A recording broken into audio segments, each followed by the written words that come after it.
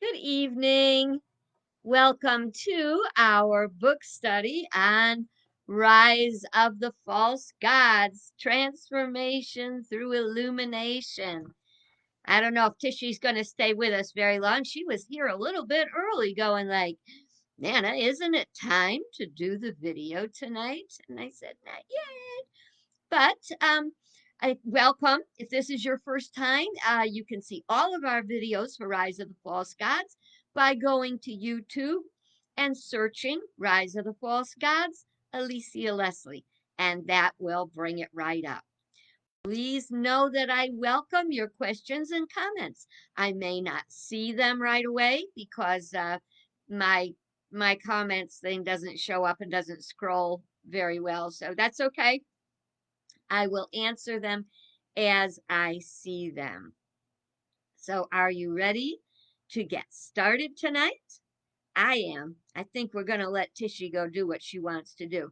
You want to go do something else? Because I'm going to do the book study. Yeah, maybe she just wants to sit next to me instead. Or look at you. Hello, hello. Okay, so tonight we are starting on page 202. Um, Hang on a minute. I made a note to myself. I want to read it because she is Tishy, get away from my water. We have already had this discussion. I got her fresh water. I got my water. She wants my water. Makes me crazy. Okay. Whatever I wrote here, I'll get into. I'm sure it'll come back just like when I was halfway through a sentence and forgot what I was talking about. Okay. Uh, so we cannot, this is about family, building block of our future. We cannot underestimate the power of a strong, functional family. A functional family fulfills the purpose or intention of the divine idea behind it. Okay. So, first of all, I want to say this right up front. Please do not take anything I say as if it is a personal criticism. We have all made our mistakes. Lord knows I have made mine. That doesn't mean that we can't do better or we should say, oh, well. No, because oh, well is not going to improve things for us. Um, okay, I remembered what my notes are about. I was fortunate to have one of those childhoods that was really quite good. Well, I would say family life that was really very nice. My parents loved each other, they loved us. It was not perfect. We certainly had our moments, our tears, our anger, our misbehaving, our spankings. But we were pretty good. We had this expression of what family can be. And because of that, I thought it was a lot easier than it is. But I think that life and culture make it more difficult than it should be.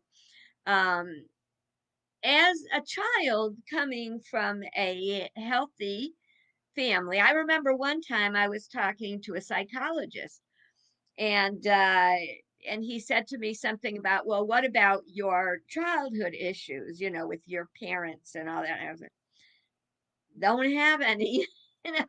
It was good. My family was happy. We were close. We had close.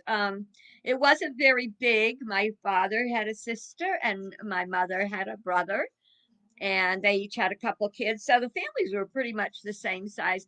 Got together for every holiday, and it was amazing. And it provides more than you see because cat hair, because it gave us a sense of security, personal security, financial security, stability. We never wondered what would happen in our family life.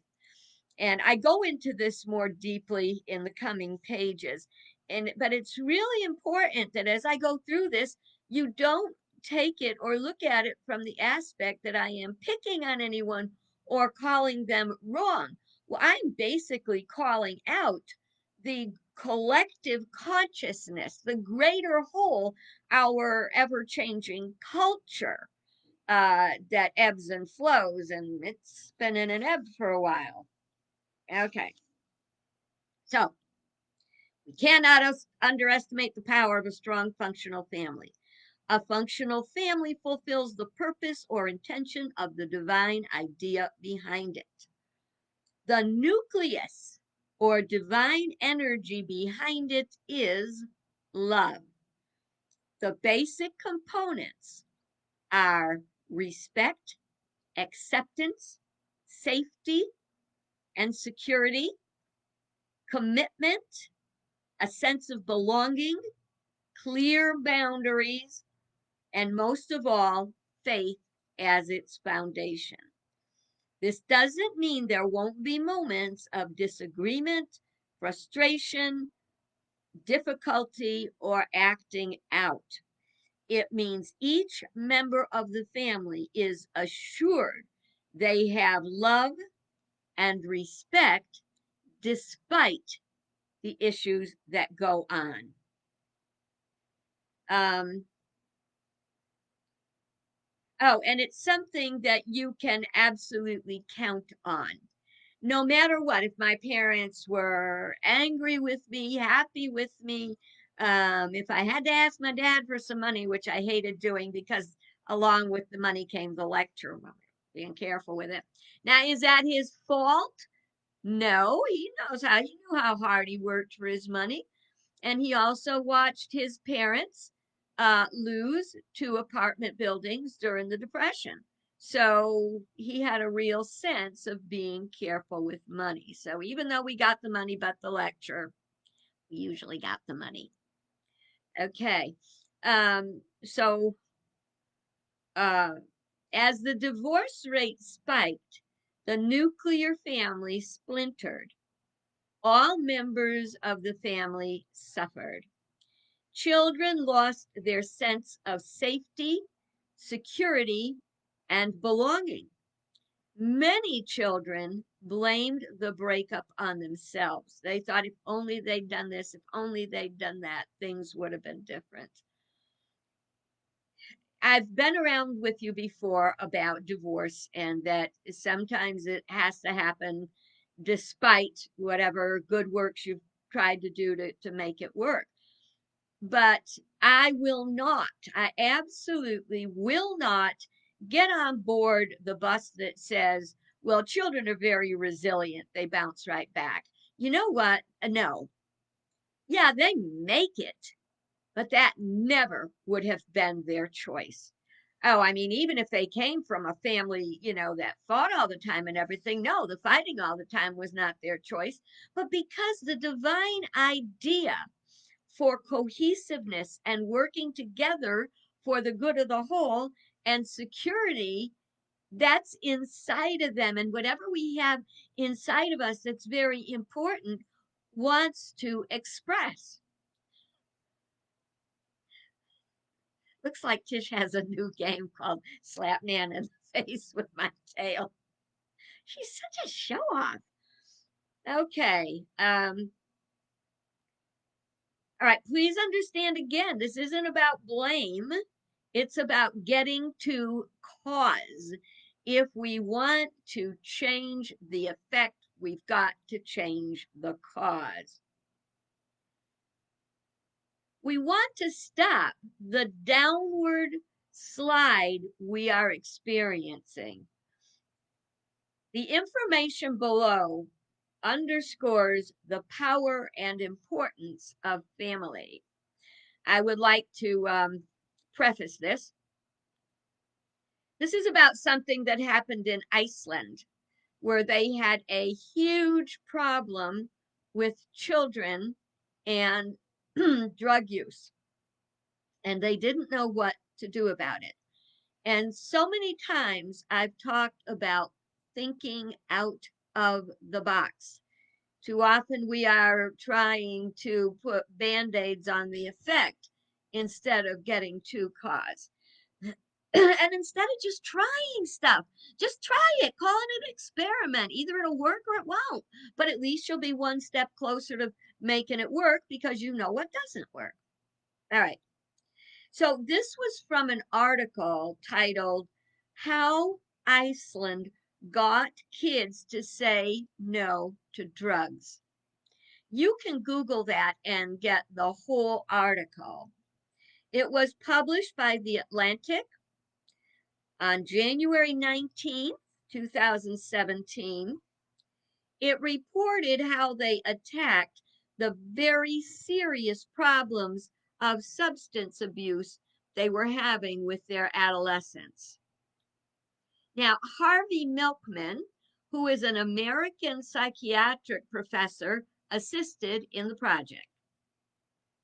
They started by taking surveys asking students age 14, 15, and 16 years of age from every school questions regarding teen substance abuse, home and family conditions, and relationships, and activities outside of the school.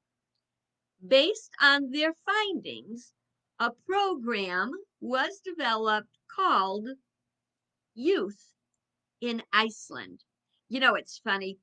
Iceland is getting to be quite the place to visit, I understand. I went, I don't remember where I was going one time. I was getting on a plane and going somewhere. And behind me was a girl with a shirt that said something like Visit Beautiful Iceland. And I went, wow, I never thought about that. You know, sometimes we have got a very warped imagination about what Iceland is. We think it's like a glacier or something. It is a wonderful country. Um, anyway, let us get back to this. Surveys revealed a link between drug abuse and changes in brain chemistry. You're a good girl. This was caused by the substances which either stimulated or sedated the brain or brain chemistry. The intent of the program was to provide activities that changed the child's brain chemistry naturally. So to give them these same effects, except not with drugs, doing it naturally. They did this with activities such as dance, music, sports, and other groups or clubs.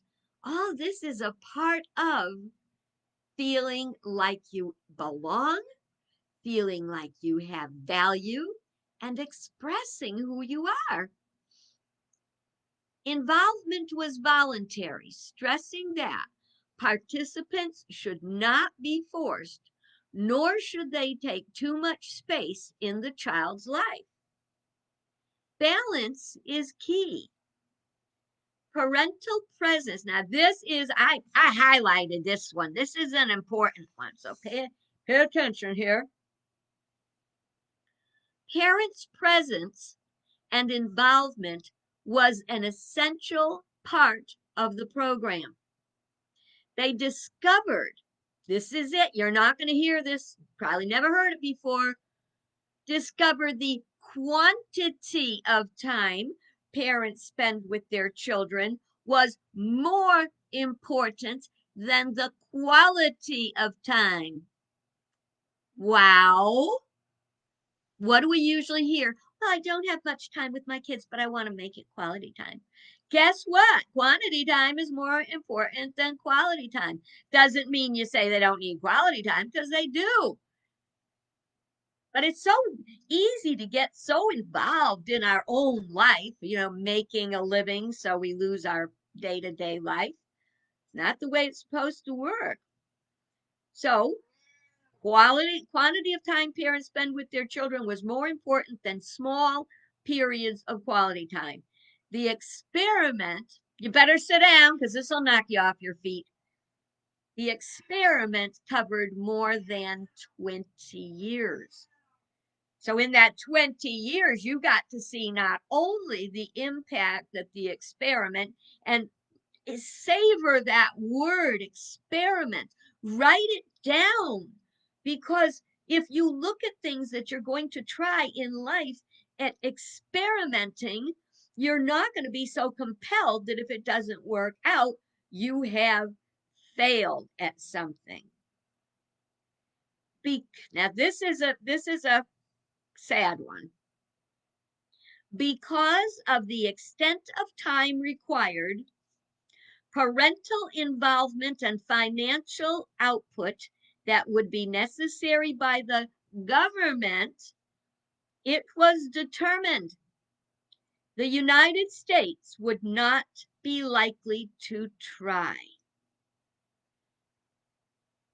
The United States would not be likely to try.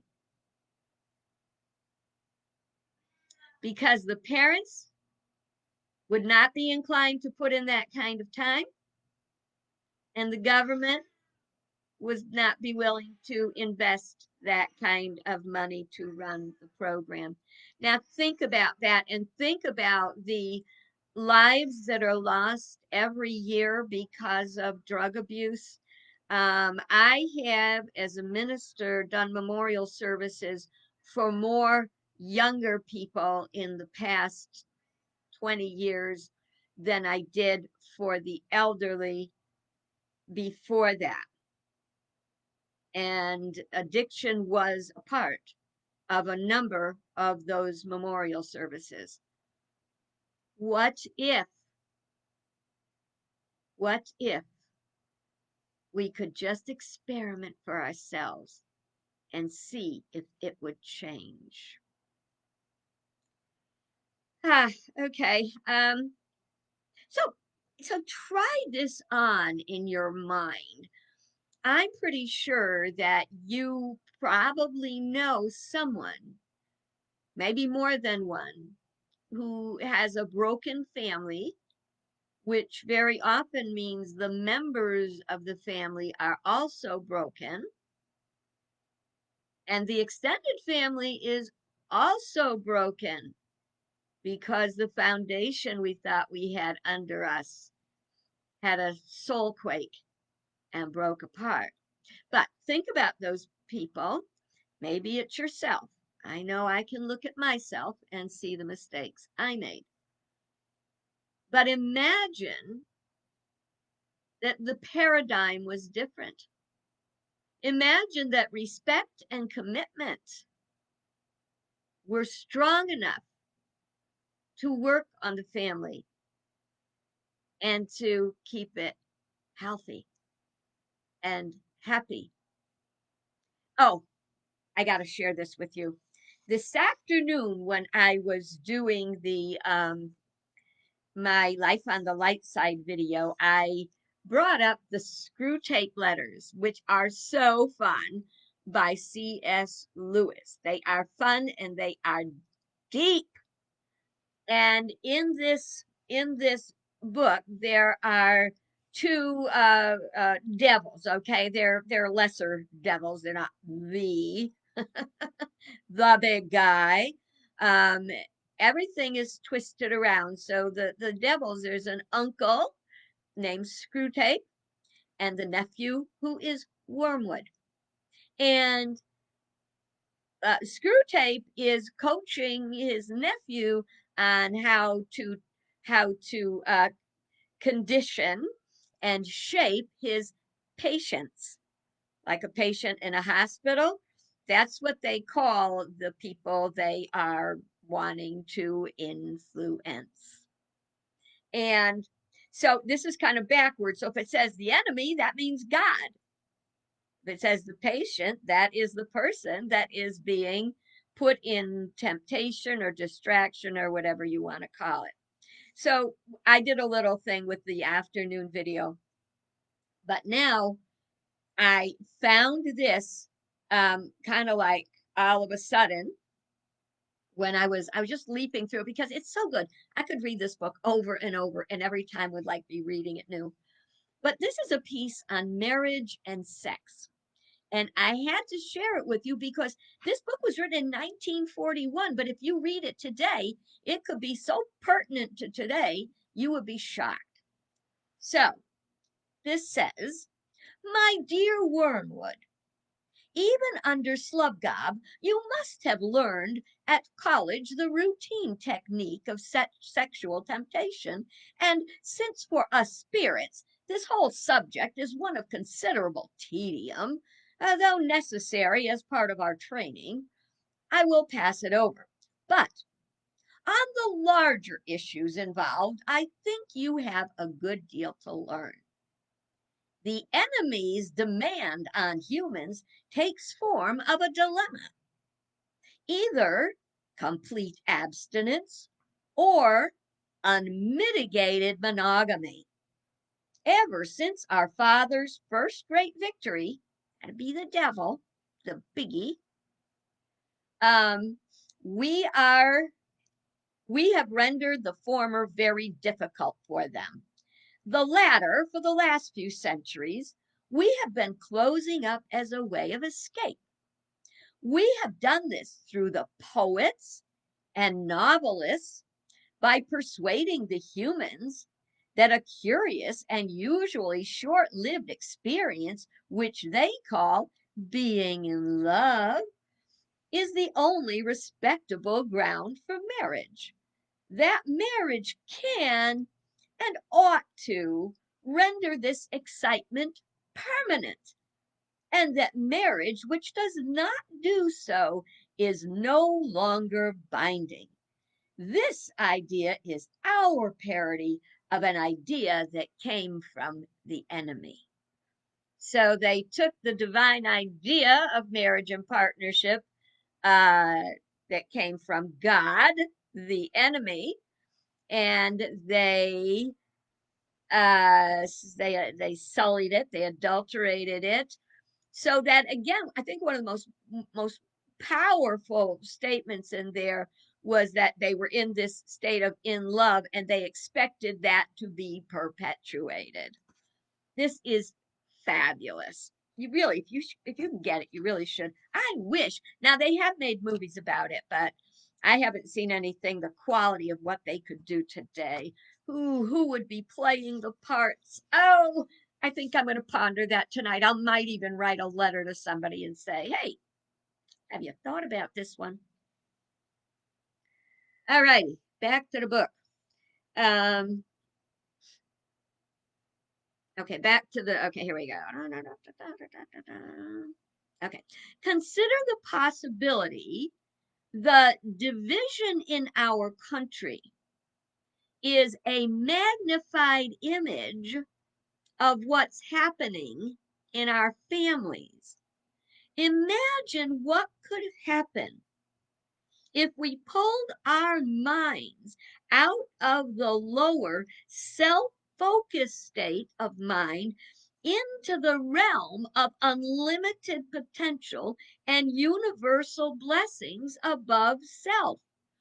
What could the lessons learned in Iceland do to reduce the staggering death rate from addiction, crime, and lives ruined or wasted away in prison?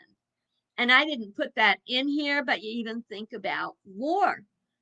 So when we see a family more interested in their individual happiness and perhaps even making demands on the other members of the family to provide that for them, their mate or children, a lot of kids really get themselves messed up trying to make sure their parents are happy. Um, but imagine if we did that in the government, if we tried to all work together in love and respect and making a firm foundation, okay?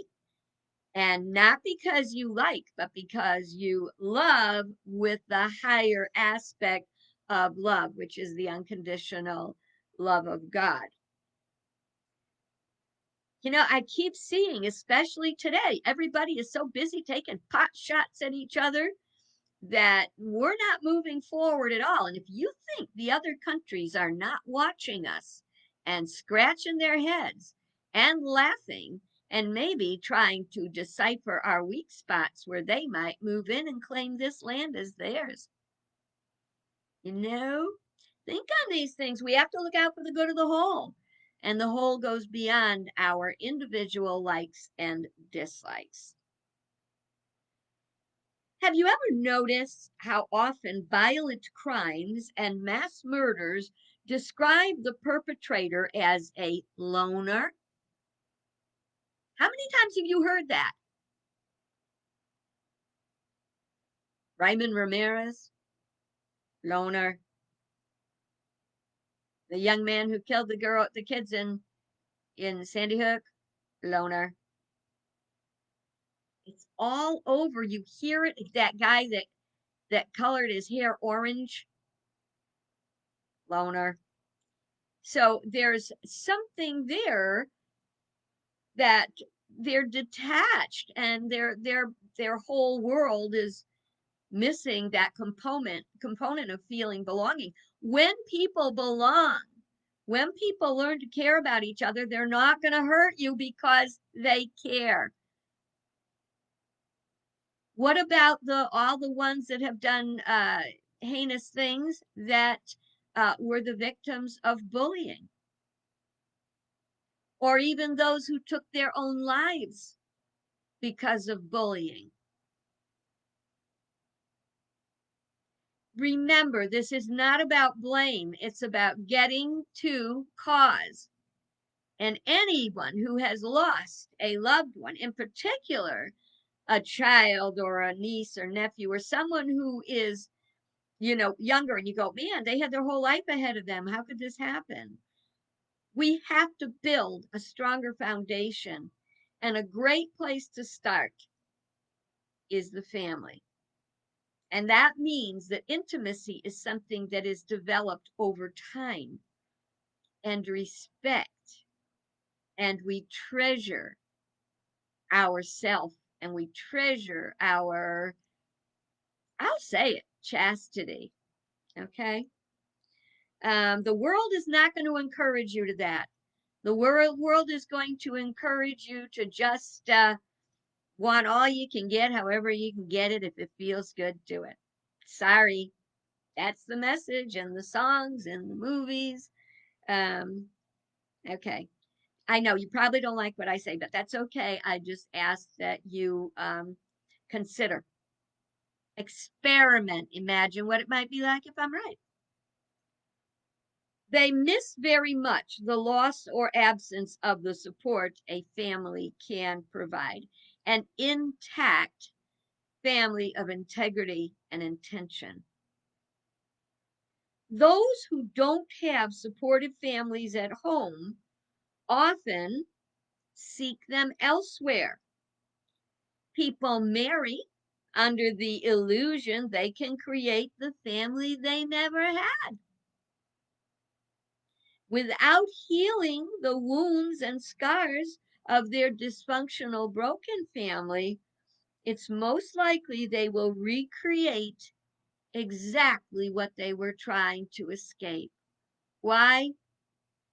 Because it comes up for healing. Gang members call their fellow members in their gang their family. The mafia called themselves the family. We all want acceptance and approval. Some want the acceptance and approval they did not get at home. Please, this is not about blame. It's about fixing something so it doesn't hurt anymore. It's about principle and cause and effect. Now, here's a really important one for today. I never thought I would be writing these words, and I wrote them before I experienced them because of our current political situation. Alienation is another negative cause. Everyone wants love and acceptance, even people who commit crimes. They are people first and foremost. How do we cross that bridge? Today, because of the state of the government of our country that we experienced for the past 4 years, many people are alienated, and the damage was so deep that even though the outer situation has changed, the inner healing has not begun. And it doesn't help any that the perpetrator of the big lie that has caused a lot of this alienation and the little 30,500 some odd lies from previously all were like separating us. To me, if I were to look back at the 4 years, and I would say the one thing we could have done right from the beginning was insist on accountability for the lies, to expose the lies, because those lies were like drops of acid that weakened the bonds of the Americans one to another and family members. It is very sad. But where there's life, there's hope. And we're alive and we have hope. And we can experiment and do it better tomorrow. Okay? So, wherever you are in your life, if you're happy in your relationships, God bless you. I'm so happy for you. And perhaps you can be an inspiration or an assist to friends or family members who are not having that good experience. Maybe you can teach them how to work within the boundaries of their own marriage or find a way to grow it, return it to its promise, or if necessary, let it go. But remember, build that house on a strong foundation and happiness will follow you. We're going to finish this part tomorrow. I didn't expect to get through it all because we are already over time. But after we finish this tomorrow, we will be going on to hopefully I only have half a page to do, so we should be going on tomorrow after we finish that to Beyond Family. It takes more than a village. And who will take care of the children? Powerful stuff. I hope you join me tomorrow. And oh my gosh, isn't the week just melting away? And I also encourage you to stick by whatever you gave up for Lent or whatever you are adding to your life to enhance your spirituality and your mastery during Lent. And have a wonderful day until tomorrow. God bless you, my friends.